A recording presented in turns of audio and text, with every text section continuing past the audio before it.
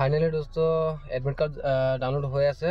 Assam direct ৰিক্ৰুটমেণ্টৰ যি degree level আৰু driver পোষ্টৰ এক্সাম হ'বলগীয়া অহা 29 তাৰিখে এক্সাম অনুষ্ঠিত হ'ব। তাৰ এডমিট কাৰ্ডসমূহ বৰ্তমান ডাউনলোড হৈ আছে আৰু লিংকত ক্লিক কৰি আপোনালোকে নিজৰ এডমিট কাৰ্ডসমূহ ডাউনলোড কৰি পিনি চেণ্টাৰখিনি ক'ত পৰিছে চাই লওক। আৰু মই দেখা যায় আপোনালোকক কেনেকৈ কৰে চাওক। এইটো হ'ল আসাম ডাইৰেক্ট ৰিক্ৰুটমেণ্টৰ যিটো ৱেবছাইট হয়। ৱেবছাইটত গৈ পিনি আমি তললৈ ইয়াতে এবাৰ ক্লিক কৰিলোঁ। ক্লিক কৰাৰ পাছতে তললৈ স্ক্ৰল ডাউন কৰিছোঁ। তলতে গৈ ইয়াত লিখা আছে চাই লওক HSLC driver level 3rd গ্ৰেডৰ 29 September 2024। তাৰপাছতে হ'ল আৰু এইটো 15 তাৰিখেটো অৰ্থাৎ যোৱাকালি হৈ গ'ল। আৰু 29 তাৰিখে হ'বলৈ আছে বেচেলৰ ডিগ্ৰী লেভেল, যিখিনি বেচেলৰ ডিগ্ৰী লেভেলৰ এক্সাম হ'ব সেইখিনি 29 তাৰিখে হ'ব। দুটা হেৰিয়ত হ'ব, আগবেলা হ'ব এটা এক্সাম আৰু পিছবেলা এটা এক্সাম হ'ব। গতিকে আপোনালোকে এডমিট কাৰ্ডসমূহ ডাউনলোড কৰি লওক। বৰ্তমান লিংকসমূহ এক্টিভ কৰি দিছে আৰু দেখাই দিছোঁ চাওক। Year class 3 admit card degree আৰু ক্লাছ 3 এডমিট কাৰ্ড ড্ৰাইভাৰ, অৰ্থাৎ 3rd গ্ৰেড ড্ৰাইভাৰ পোষ্টৰ লিংকসমূহ এক্টিভ কৰিছে। লিংক 1, 2, 3 দিয়া আছে আৰু ডিগ্ৰী লেভেল যিখিনি 3rd গ্ৰেড পোষ্ট আছিলে তাৰো লিংক 1, 2, 3 এক্টিভ কৰি দিছে। গতিকে আপোনালোকে লিংকত ক্লিক কৰি পিনি আপোনালোকৰ নিজৰ এপ্লিকেশ্যন নাম্বাৰ আৰু পাছপৰ্ট দি পিনি আপোনালোকে নিজৰ এডমিটখন ডাউনলোড কৰিব পাৰিব। আৰু যদিহে আপোনালোকৰ নিজৰ এপ্লিকেশ্যন নাম্বাৰ আৰু পাছপৰ্ট মনত নাথাকে তেনেহ'লে মানে আপোনালোকে ফৰৱাৰ্ড পাছপৰ্ট মাৰিব। ফৰৱাৰ্ড পাছপৰ্ট মৰাৰ পাছত আপোনালোকৰ ইয়াত আৰু এবাৰ ফৰৱাৰ্ড দিব লাগিব।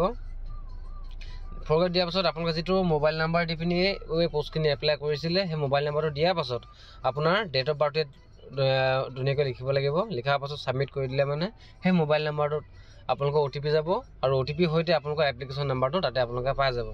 তো এইটো গম পালে। হয়তো বহুতে যোৱাকালি মই শুনা মতে বহুতে এনেকৈ এপ্লিকেশ্যন নাম্বাৰটো হেৰালে বা পাছপৰ্ট নাজানো বুলি এডমিট কাৰ্ডটো ডাউনলোড নকৰিলে আৰু নকৰাৰ পাছত তেখেতলোকে এক্সাম দিবও নগ'লে। আৰু এইটো দেখাই দিলোঁ। তাৰপাছতে হ'ল আপোনালোকৰ লিংকটো কয় ইয়াত আপোনালোকৰ নাম্বাৰটো দিব। এতিয়া মোৰ ভাগত দি পিনি চাই দিছোঁ, এনেকৈ ধুনীয়াকৈ আহি যায়। আৰু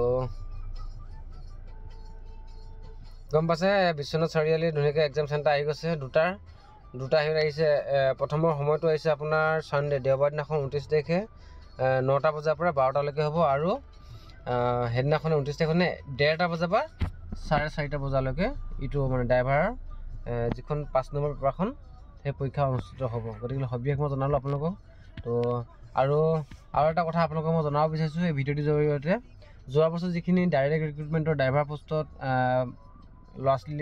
ল'ৰাবিলাকে ভৰ্তি হৈছিলে তেখেতলোকক এবাৰ লৈ পিনিও বহুতো এবাৰ হাৰি হ'ব তেখেতলোকৰ তুলনাত। তেখেতলোকৰ কি আছিলে আচলতে ড্ৰাইভিংসমূহ ভালকৈ কৰিব পৰা নাছিলে আৰু চাকৰি পাই গ'ল। চাকৰি পোৱাৰ পাছত তেখেতলোকে গাড়ী চলাব নোৱাৰাত বহুতো কমপ্লেইন বা বহুতো অভিযোগ শুনা বা দেখা গৈছে। তো সেই ক্ষেত্ৰত চাব গ'লে এবাৰ ড্ৰাইভিঙৰ ওপৰত যথেষ্ট গুৰুত্ব দিছে। যোৱাবাৰ যদি ড্ৰাইভিং আপোনাৰ ধৰি লওক অলপ হালকাকৈ বা বেছি ষ্ট্ৰিক্টলি চোৱা নাছিলে, এবাৰ চাব ভালকৈ। গতিকে সকলোৱে যদিও ড্ৰাইভিংসমূহ ভালকৈ কৰিব নাজানে তেনেহ'লে অলপমান ড্ৰাইভিংটো শিকি লওক ঘৰতে। আৰু কি কয় বোলে ট্ৰেফিক ছিগনেলখিনি বা বেছিকখিনি যিখিনি জানিবলগীয়া মোৰ ভিডিঅ' দিয়া আছে, ভিডিঅ'খিনি চাই আপোনালোকে এইটো এক্সামৰ বা ইণ্টাৰভিউৰ কাৰণে প্ৰিপেৰেশ্যন পূৰা চলাই থাকক। আৰু আশা কৰিছোঁ যিসকলে এবাৰ এইখিনি পোষ্টৰ কাৰণে এপ্লাই কৰিছে তেখেতলোকে চাকৰিটো একেবাৰতে পায়। তো সকলোকে শুভেচ্ছা জনাইছোঁ। আৰু কিবা যদি অসুবিধা পায় এডমিট কাৰ্ড ডাউনলোড কৰিবলৈ তেনেহ'লে মোক কমেণ্ট কৰিব। মই নিশ্চয় আপোনালোকক সহায় কৰিব চেষ্টা কৰিম। আৰু আজিলৈ ভিডিঅ'টো ইমানেই জনাবলগীয়া আছিলে আপোনালোকক। আৰু পৰৱৰ্তী সময়ত বেলেগ অন্য এটা ভিডিঅ' লগ পাম সকলোকে। আজিলৈ ইমানতে সামৰণি মাৰিছোঁ। ধন্যবাদ।